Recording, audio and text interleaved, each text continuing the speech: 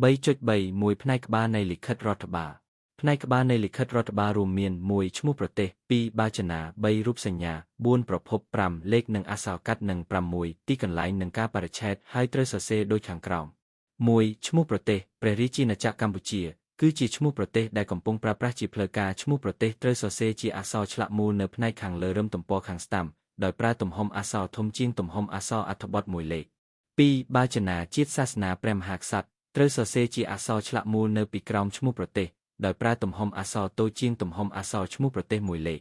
3រូបសញ្ញាគឺជារូបសញ្ញាជាផ្លូវការរបស់រដ្ឋបាលក្រុងស្រុកសាមីនីមួយរូបសញ្ញាត្រូវដាក់នៅផ្នែកខាងលើចំផ្នែកកណ្ដាលទំព័រហើយត្រូវដាក់នៅទន្ទឹមនឹងរដ្ឋបាលក្រុងស្រុកដោយមិនឲ្យខ្ពស់ជាងឈ្មោះខេត្តឡើយ4ប្រភពគឺជាឈ្មោះអង្គភាពដែលចេញលិខិតប្រភពត្រូវសរសេរនៅរឹមទំព័រខាងឆ្វេងក្រោមបាចនាមួយបន្ទាត់5លេខនិងអក្សរកាត់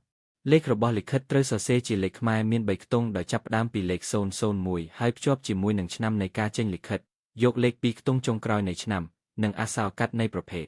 លិខិតលេខលិខិតត្រូវចុះតាមប្រភេទលិខិតរដ្ឋបាលនីមួយនិងតាមឆ្នាំនីមួយអក្សរកាត់របស់លិខិតគឺអក្សរកាត់ដែលតំណាងឲ្យប្រភេទលិខិតរដ្ឋបាលនីមួយ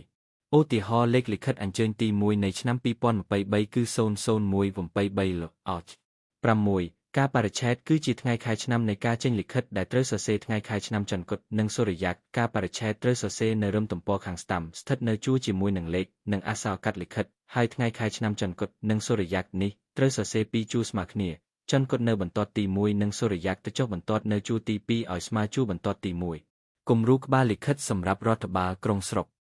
3.3 ពីផ្នែកមូលបត់នៃលិខិតរដ្ឋបាលផ្នែកមូលបត់នៃលិខិតរដ្ឋបាលរួមមាន7ចំណងជើង8ពាក្យគួរសម9ងារស័ក្តិអ្នកទទួលលិខិត10កម្មវត្ថុនិង11យោង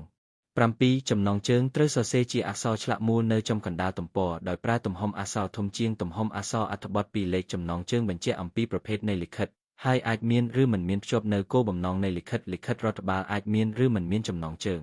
8ពាក្យគួរសមត្រូវសរសេរជាអក្សរឆ្លាក់មូលនៅចំកណ្ដាលទំព័រដោយប្រើទំហំអក្សរធំជាងទំហំអក្សរអត្ថបទមួយលេខពាក្យគួរសមត្រូវប្រើទៅតាមឋានៈនៃអ្នកទទួលលិខិតដូចខាងក្រោមសូមក្រាបបង្គំទូលថ្វាយប្រើចំពោះអ្នកទទួលលិខិតដែលជាព្រះមហាក្សត្រសូមក្រាបបង្គំទូលប្រគេនប្រើចំពោះអ្នកទទួលលិខិតដែលជាព្រះសង្ឃ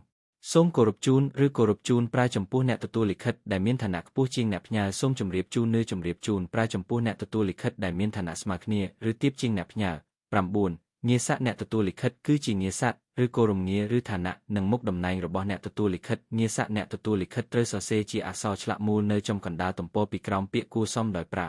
ទំហំអក្សរតូចជាងពាក្យគួរសមមួយលេខក្នុងករណីលិខិតថ្លែងទៅកាន់បុគ្គលត្រូវបញ្ចូលឈ្មោះរបស់អ្នកទទួលលិខិតងារស័ក្តិអ្នកទទួលលិខិតដែលគេនិយមប្រើរួមមានដូចខាងក្រោម